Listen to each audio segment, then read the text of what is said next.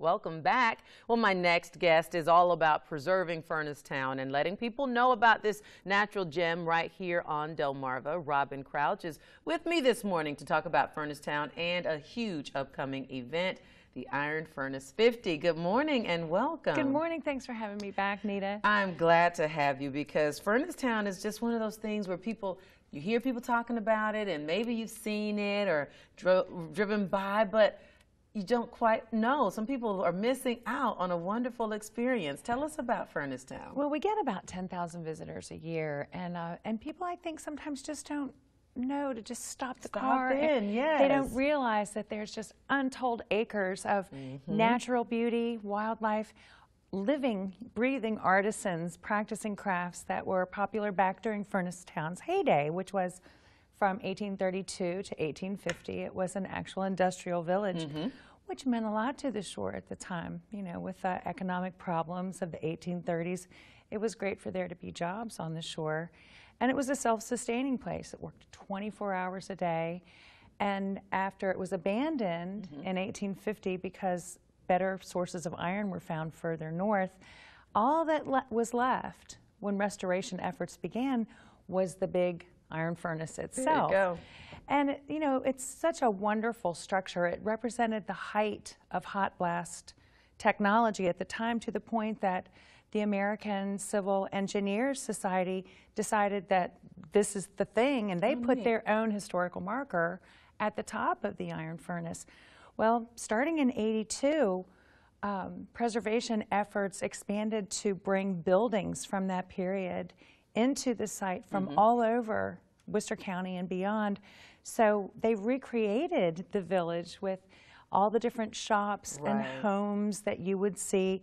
We're about to bring in a one-room schoolhouse from Snow Hill.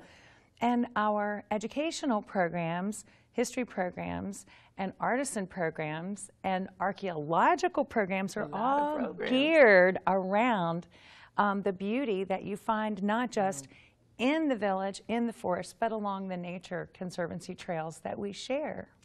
It sounds, I mean, it's just a delightful place and full of history and full of opportunities for education. And also being not-for-profit, there's always an opportunity for people to come to your events and help you continue the mission. Tell us about the big Iron 50 that's coming up. The Iron Furnace 50, this is our 5th year. 100 to 150 riders come. It's a great way for a bicycler to begin his or her season. The roads are scenic, they're flat, yay, and they're extremely well marked. We have sag wagons, which are support and gear cars that can be dispatched and patrol the different areas. And we have rest stops that are fully appointed with protein and water and Gatorade and fruit. And then there's one rest stop at Chesapeake Bay Farms Dairy. Free ice cream. I was going to say, is it ice cream? Free local ice cream. And then there's a free luncheon after the event, too. Now, there are 2 options. You can do the 50K, you can do the 100K. And then at the end of the ride, you come, have free admission into Furnace Town, check out the whole site, spend the day, but you get free luncheon and free beverages, adult beverages for adults. And online registration is open, but riders can come. And when is it again? It's May 9th. It's May 9th. And it's what very time soon. are we kicking off? Well, the ride itself begins at 8 a.m., but if you haven't registered online, you can come register the day of the event at 7 a.m. There will be lots of volunteers. I'll be there. We'll all be ready for people to come register. And the sooner you register, the better your chances are of getting the free T-shirt, because everyone who's already registered gets the free T-shirt.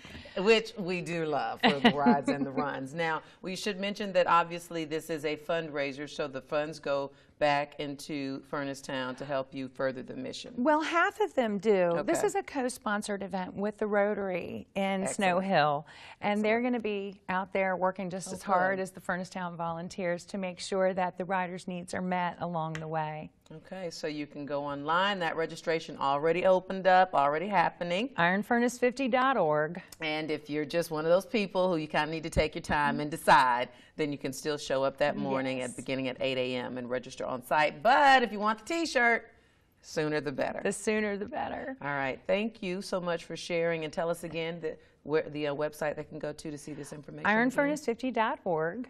And it's $45 for adults, $35 for students 18 and under. All right. Thank you so much. Thanks Robin, for having sharing us this morning. again. All right. We will be right back. You stay with us. We have more good things, Delmarva, after the break.